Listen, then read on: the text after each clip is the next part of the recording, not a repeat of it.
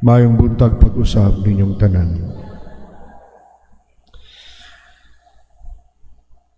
Ang atong unang pagbasa nga gikutlo sa basahon ni Tobias o Tobit.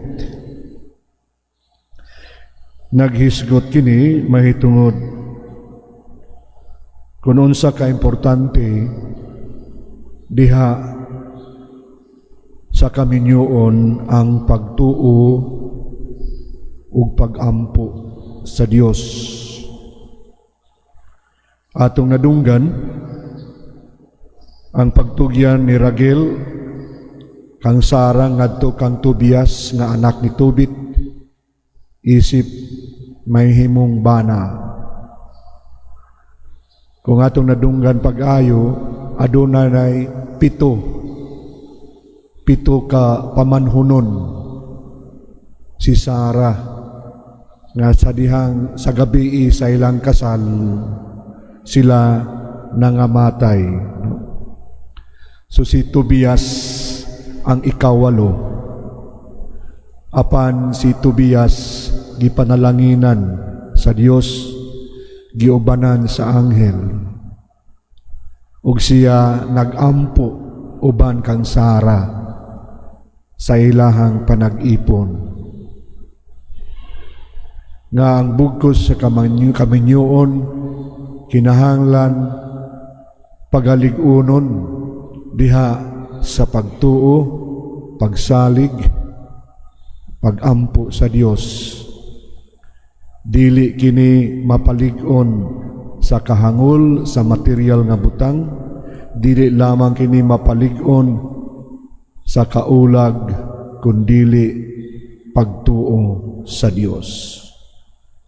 Manindot kini nga pagpahinumdum kanato sa atong mga bag-ong henerasyon nga mga kabataan sa ilahang pagtan-aw, paglantaw sa relasyon, ilabi na sa sakramento sa kaminyoon.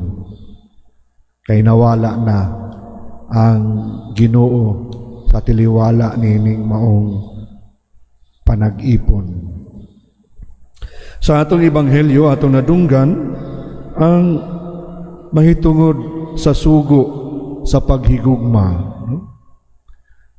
Sa dihang nangutana ang usa ka magtutudlo sa balaod kung unsa ang pinaka mahinungdanon o importante nga sugo.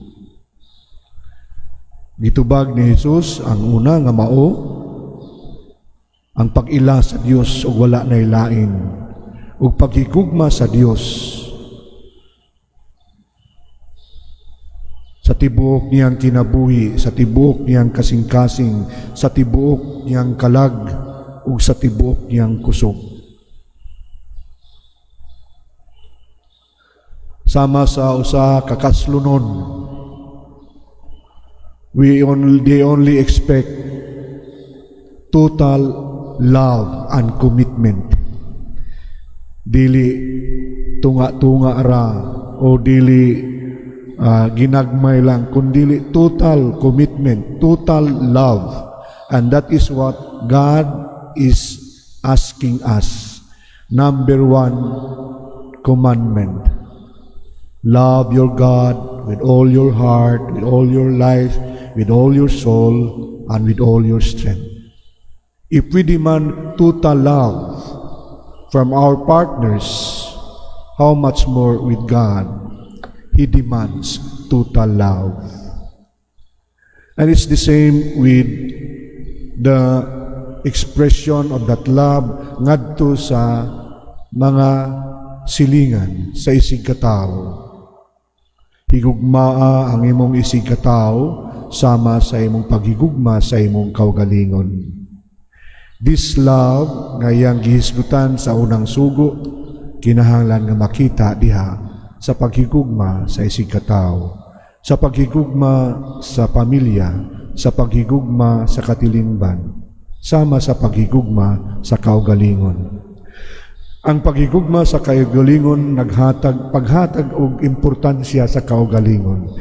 This is not selfish love. This is a way of honoring kung gi-honor nimo ang imong kaugalingon.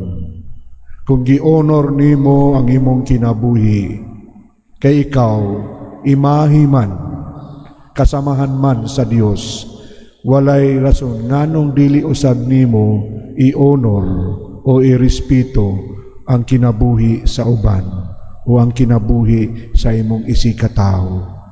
Mao kini ang gipangayo sa Dios. Paghigugma sa Dios, paghigugma sa isikatawo, sama sa paghigugma sa atong kaugalingon. Ug taliwala niining tanan, mupatigbabaw ang atong gugma sa Dios diha sa atong pagtuo ug kinabuhi sa pag-ampo.